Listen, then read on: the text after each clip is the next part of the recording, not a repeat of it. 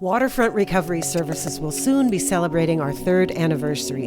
We're proud of the progress made in these last 3 years, working to establish the first medically based substance use disorder facility on the North Coast. From the beginning, our goal has been to deliver a higher standard of care and to make a lasting difference in the lives of some of the most vulnerable in our community. So Waterfront Recovery Services is a component of Alcohol Drug Care Services. We are a 56-bed medically managed residential treatment program and detoxification center. We have 20 beds of residential detox and 36 beds of longer-term residential. So that's for folks that would need longer-term care for stabilization. We have some extraordinary community partners, primarily St. Joseph's Hospital. The St. Joseph Hospital, through the Wellbeing Trust grant, was really able to provide that operating support to have Waterfront open its doors and to subsidize operations for the first 18 months. Prior to that, we had received IMS certification, which is Incidental Medical Services. That allows Dr. Ruby Bayan to be our medical director. Originally, she was scheduled for 15 hours, but that turned into a full-time position. And then ultimately, we have also hired a full-time nurse practitioner. The acuity of the clients that we serve coming off the streets or criminal justice referred, many of them have multiple issues, mental health issues that have been unaddressed, obviously chronic substance use disorder, as well as medical problems. One challenge that we have in Humboldt County, and just being a rural community, is that we often lack facilities, and we have lacked that kind of investment in infrastructure and different facilities in our community as compared to some more urban centers. So John long had a vision to create a higher level of care and to transform from a social detox to a medical detox in preparation for drug Medi-Cal. But it was hard to find a facility and the additional funding in order to start that up. So when Providence Health and Services and St. Joseph Health merged in 2017, there was the Wellbeing Trust was created, and that's a new national foundation, and they had set aside a certain bucket of money, $30 million, to invest in California mental health needs. That came about in late 2016, early 2017, right at the same time when John was exploring opportunities to transfer the social detox on C Street to a medically managed detox. At the same time, there was a tradition with what we had known as the MAC building that was serving homeless families and chronically homeless individuals most recently. And federal funding for those programs were going away. So the city of Eureka was going to have a building that was going to have no program in it. It was going to be sitting empty. And a group of people got together and decided that if the stars could align, we could create a model where John could realize his vision and work with Dr. Bayan to bring a higher level of care for alcohol and drug addiction to our community. And at the same time, the city could find a use for their building and really meet community needs. That was going to be better for everyone, better for the patients served, but also better for the overall community, that people could get into treatment when they wanted it. I used to be incredibly frustrated at C Street. We would have people coming in, and like I said before, they would go via ambulance. If they needed mental health services, which 90% probably did, I could not get them into the local mental health services because the wait's too long. So I was unable to successfully treat these folks. So when we have Dr. Bayan there, who used to, she had worked at Kaiser setting up Suboxone programs. She was the head of county mental health. She was their medical director. A lot of times she might know the patient. She might be able to have some history, or we would request history. So she could dial in the medications during the detoxification process for stabilization of the clients. That is invaluable That was a game changer for our community. Prior to that, we had a 9-bed social detox model that every patient that went there had to first go through the emergency room to be cleared. And the emergency room really isn't the best place for people who are suffering from addiction to go for treatment. It's where you go if you have a life-threatening acute illness or accident, but it's not the best, it's not set up, and it's not designed to treat addiction. So having Waterfront Recovery Services in our community that can really meet people's needs, people who are suffering from addiction, is so valuable. It doesn't benefit anybody if people are detoxing and they're ill, they're sick, and they leave sick. They haven't slept. So working with Dr. Bayan, she's created medication protocols for methamphetamine, for opiate use disorder, for alcohol, for benzodiazepine, but designed to keep people safe and keep them comfortable. So that combined, the difference is night and day. We know that treatment on demand is the best course for dealing with the opioid epidemic and the other drug epidemics that we have in society today. Across the country, we know that we need more access to care, and providing care to people when they want it is the best for everyone. So the difference that you see in from day 1 to day 3, using Suboxone to detox, using the medication protocols that she developed. So people that would normally be dreadfully ill are better in 2 to 3 days. Sometimes with alcohol, it takes a while. But the difference is incredible. The stabilization that she can provide, that our nurse practitioner, Jackie, can provide. Having medical staff, RNs there to monitor these folks, having detox technicians trained by Dr. Bayan. It's a different world now.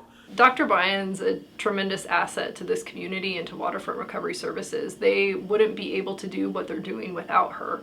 Her skill set of being an addiction psychiatrist and a child psychiatrist blends that often co-occurring addiction and mental health into one package. So when people go to Waterfront to get cleared for detox, she can evaluate their addiction status, their detoxing status. She can also evaluate their mental health condition in addition to their physical health. And so really, it's all those things happening at one time. It's a great example of whole person care. The way that our current system is designed and funded, oftentimes dollars and funding for substance use come into one bucket, while mental health conditions go into another bucket, and they don't overlap. But we know that people aren't either one or the other. We're complex. There's a lot of gray. It's not just black or white. And so what Dr. Bayan is able to do is really treat the whole person and provide the needed care for individuals that are really suffering from substance use disorder and or mental health conditions. When Dr. Bayan and myself designed a medical program, have it up and running, she wants medical records. She wants to understand the patient that she's working with. As much information as we can get allows us to do our job better. People are not used to that in the community, referral sources. And what we need to get away from in this community is pushing people into an inappropriate venue to treat them, simply to move them around, simply that they're off your caseload and now they're here. We need an effective door to walk through for whatever type of treatment that you need. That's one of the reasons Dr. Bayan and myself are pushing for the crisis triage unit. So if somebody didn't meet medical necessity criteria because their mental health issues were too severe and overrode their substance use disorder, if it was a 75-25 split and 75% is mental health and 25 is substance use, then we could take them to a crisis triage, stabilize them, and then bring them back to treatment. We need those things in this community. So for us to get there, people need to pull back and look at the broader picture, look at where the gaps are, and do an objective analysis of it, other than rigid adherence to the old way. We're failing in the old way. and we need to move forward. So that takes investment, that takes a financial investment, that takes training. We get them through the acute phase of detox, which can be quite challenging and precarious for their health. We get them over that hump, and then we start working on all of the other aspects. So health first, and then secondary, we start, setting up goals for a living environment. The work we can do is amazing. The outcomes, people transitioning and completing the program are much higher. People on longer term medication assisted therapy, they have a better chance of reintegrating with their family and living a better life. And that's hugely important, which is a modification of the view. That's a tricky one in the community, because medication assisted therapy in some quarters is looked down upon as still using.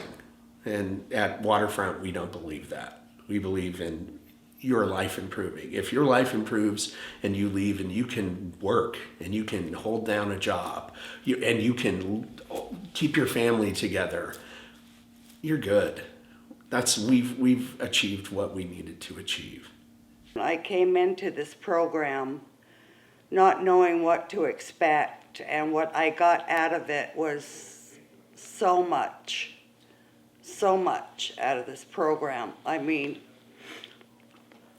I got my family back, I got my self-esteem back, I got ambitions, I got goals, I have my whole future ahead of me. And before I was just existing, now I'm living. These programs are really to change people's lives. Well, there's multiple community benefits to this. One is community well-being and public safety. For the clientele we serve, 70% roughly are homeless, living on the street. Any addiction that you have, you're going to need to feed it. How are you going to get that money? You're either going to steal, you're going to break into cars, you're going to do whatever it takes, especially if it's a heroin habit or a methamphetamine habit. So a large part of this is misunderstanding in the community and at large, I think, about what's going to solve this problem, what's going to have a lasting impact. Arrest and incarceration may be great, but if that worked on its own, we wouldn't have a problem. The people we deal with have been arrested multiple times, several of them, a huge percentage. So what we want to do is provide stabilization, treatment. And when you graduate our program, you leave to housing, primary care physician, medication-assisted therapy. What we want is to improve our clients' lives, which will in turn improve the lives of community members. It just does. The impact on that one individual's family, if they have family, less crime. It's multiple effects to this.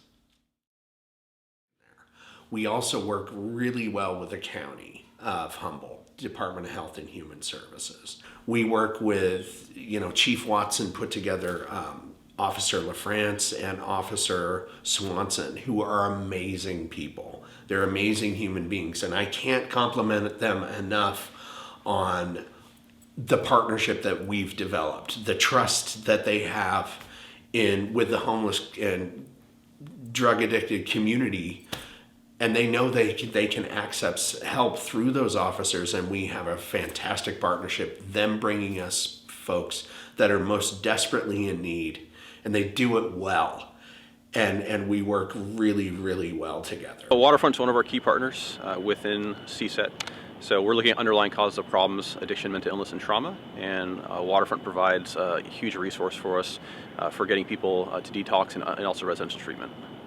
Last year in July, I actually lost funding for Waterfront, and therefore a couple months I couldn't be putting anybody into a residential or detox or anything like that. And it was had a major effect on the work that I do, because a lot of times the people that are suffering from addiction are also suffering from mental health issues. Well, you really can't tackle one without tackling the other. Arrest and incarceration is, if it worked to cure this problem, we wouldn't have anybody out in the streets. It doesn't. it's not what's needed. Treatment and stabilization that we provide at Waterfront are what's needed, and working hand in hand with law enforcement. The city of Eureka is one of our primary partners as well, and I want to really say thank you to Uplift and the Community Resources Department, which used to be Parks and Recreation.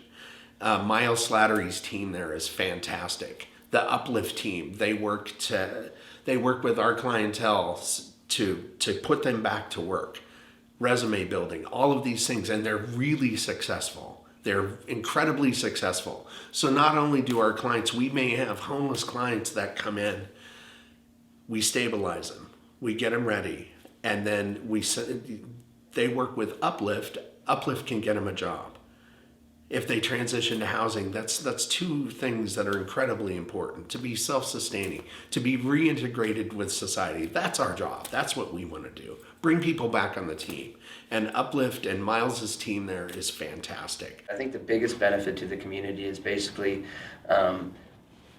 having the community stop the stigmatism of these individuals who either have addiction issues or mental issues or any sort of houseless situation. There's always been a stigma related to that, some sort related to crime. We're trying to make it clear that these are community members, and as community members they can be just as valuable as any other community member. The issues that are facing our communities today are big. They're significant issues, and it really is going to take all of us working together in order to change systems and to create the type of healthcare and social care system that we want for our family and our neighbors. And so I think partnerships like what Waterfront Recovery Services has done, and partnering with the county and St. Joseph Health and others, police department, sheriff's department, it really is going to take all of us working together in order to be able to address these issues that our community is facing. Us being successful at our job means that when people leave the program, they're not just not using and just miserably going about their day. What we want to instill in people is a love for life, like to reattach to life. Life is amazing, like keeping yourself healthy, feeling good about yourself, working a job that you like, pursuing something that's satisfying to you, eating great food, having sex, love, relationships, all of those things, and being able to do it without destroying yourself. Being able to do it in as healthy way as you can. Those are the things that build the foundation for giving back to the community. Because once you've put that into your own life, you know how to share it. And that's what we want. That's what we want for all our clients. To go out and vote, to go out and participate in creating a better world. That's why I do what I do. That's why I love this, because I don't feel like I'm responsible for anybody getting better or anything. I could say Dr. Vian is responsible for people getting better with medication adjustments and things like that. But it is the most amazing thing to watch somebody come in devastated and broken, and then 2 years down the road, oh my God, I'm in college. 4 years down the road, they graduated college. They're getting a master's degree. 6 years down the road, they're in a job in the community helping people. It's like substance use disorder, alcoholism touches everybody. And knowing that there's hope out there for people, true hope, that we're going to bring your child back, that your dad can come back to your family or your mother, that the kids are going to have real parents that break the cycle, that don't, that this isn't all there is to life. We just want people living better lives, understanding how to live a better life and pursuing it. If we can instill that in people, it's fantastic. So.